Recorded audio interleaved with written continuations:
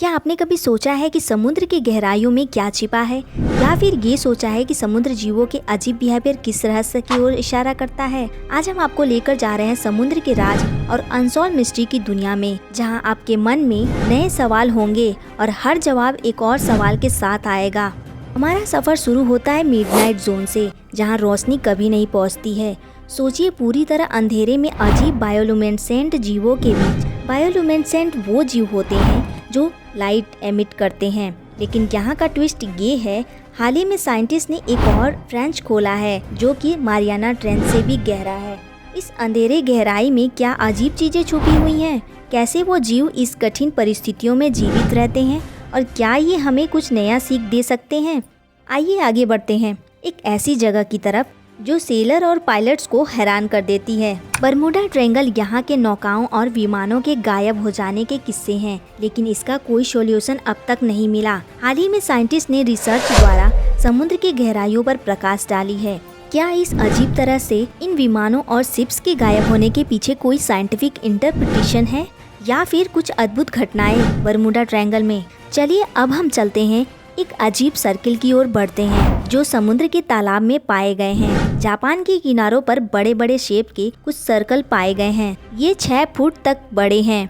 ये इस बड़े अंडर सी क्रॉप सर्कल को क्यों बनाता है और इसका क्या उद्देश्य हो सकता है?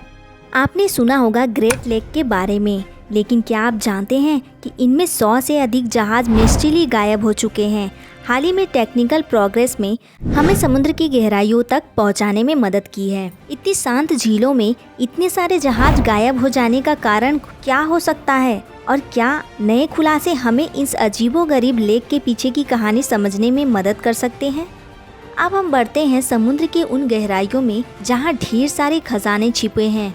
इनमें से कई अमेजिंग खोजें दुर्घटनावश खोजी गई है, तो अगली बार जब आप समुद्र तट पर हों तो नजर रखें। सैन जोस जहाज़ों के मलबे की पवित्र कब्र कहा जाने वाला स्पेनिश गैलीनियन सैन जोस आज अरबों डॉलर मूल्य का चांदी, सोना और पन्ने का खजाना ले जा रहा था। 1708 में कोलंबिया के कार्टाजेना के तट पर ब्रिटिश जहाज़ों के साथ लड़ाई के बाद गैलीनियम डूब गया। 300 साल बाद 2015 में समुद्र तल पर मलबे की खोज की गई। खोज के बारे में मई 2018 में पब्लिक किया गया था। रेमा 6000 नामक एक पानी के वाहन का यूज करके वुड होल ओशनोग्राफी इंस्टीट्यूशन ने अपने विशिष्ट तोपों द्वारा जहाज की पहचान करने में मदद की और रिकवरी जारी की। सोचिए, अगर आप स्क्यूबा ड्राइविंग यात्रा का आनंद लेते हुए तैर रहे हैं और तभी आपको कुछ सोने के सिक्के मिलते हैं जिन्हें आप बच्चों के खेलने के पैसे समझते हैं, तब आपको एहसास होता है कि वे वास्तव में मूल्यवान सिक्के हैं। उनमें से 2000 से अधिक और वे 1000 वर्ष से अधिक पुराने हैं। ठीक ऐसा ही एक डाइविंग क्लब के सदस्यों के साथ हुआ, जिन्होंने 2015 में इजराइल के कैसरिया के प्राचीन बंदरगाह में खजाना पाया था, जिसे इजराइल पुरावशेष अथॉरिटी द्वारा बरामद किया गया। सिक्कों की उत्पत्ति और वे समुद्र तल में क्यों थे, इसकी जांच जारी है। कभी कभी जहाज का मलबा ही खजाना होता है। हर कोई यह कहानी जानता है कि कैसे अकाल्पनिक टाइटैनिक 15 अप्रैल 1912 को अपनी पहली यात्रा में एक हिमखंड से टकराया और नॉर्थ अटलांटिक में डूब गया, लेकिन मलबे का सटीक स्थान 70 वर्षों से अधिक समय तक अज्ञात था। जब 1985 में समुद्र वैज्ञानिक रॉबर्ट बेलार्ड ने इसे सतह से 2.5 मील नीचे भी समुद्र तल पर नहीं पाया और टाइटैनिक के रहस्य अभी तक खुल रहे हैं।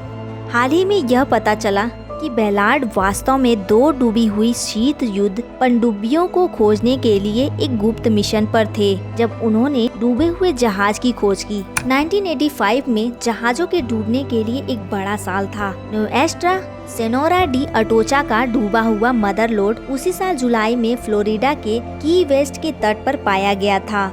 प्रसिद्ध खजाना शिकारी मेल फिशर ने खोज करने से पहले 16 वर्षों तक खोज की। जहाज, जिसे आमतौर पर अटोचा कहा जाता है, सन 1622 में जब वो हवाना क्यूबा से रवाना हुआ तो स्पेन ले जाने के लिए खजाने से भरा हुआ था और सीधा एक तूफान में डूब गया। खोज की 30वीं वर्षगांठ मनाने के लिए एक नीलामी में जनता को सोने और पन्ने सहित अटोचा के खजाने के टुकड़े खरीदने की अनुमति दी गई। आप की वेस्ट में मेल फिशर मैरीटाइम म्यूजियम में इस निधि का अधिक हिस्सा देख सकते हैं, जिसका कुल अनुमानित कीमत लगभग $450 मिलियन है। द एंटिकीथेरा व्रेक। ग्रीक द्वीप एंटिकीथेरा के पास यह प्राचीन स्थल भले ही सन 1900 में पाया गया हो, लेकिन शोधकर्ता अभी भी वहां नए खजाने का पता लगा रहे हैं। यह मलबा एंटिकीथेरा तंत्र के लिए प्रसिद्ध है, जो गियर से बना एक जटिल उपकरण है जिसे सूर्य और चंद्रमा को ट्रैक करने और ग्रहणों की भविष्यवाणी करने की क्षमता के लिए दुनिया का पहला कंप्यूटर कहा जाता है। इन 1715 ट्रेजर्स फ्लीट। 31 जुलाई सन 1715 को खजाने से लदे 11 जहाजों का एक स्पेनिश फ्लीट एक तूफान में फ्लोरिडा के तट पर डूब गया। आपको ये कहानी 2018 मैट कॉनहन की फिल्म फुल्स गोल्ड से याद होगी, जो खजाने पर आधारित थी। तब से फ्लोरिडा के ट्रेजर कोर्ट्स में सिक्के बह रहे हैं। एस्मेराल्डा। यूरोप के द एज ऑफ एक्सप्लोरेशन का सबसे पुराना जहाज का मलबा अभी 2016 में प्रमाणित किया गया था। वास्को डी गामा का एस्मेराल्डा, जो 1503 में यूरोप से भारत मार्ग के साथ अरब सागर में एक तूफान में नष्ट हो गया था, मूल रूप से 1998 में पाया गया था। यह मलबा नहीं था।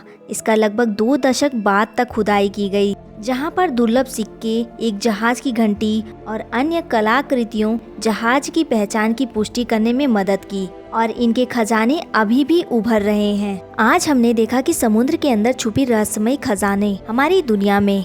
ये सफर एक यादगार अनुभव था, जहां हमने देखा कि हमारी दुनिया कितनी अद्भुत और कितनी रहस्यमयी हो सकती है। तो क्या आप तैयार हैं और भी रहस्यमयी दुनिया को एक्सप्लोर करने के लिए?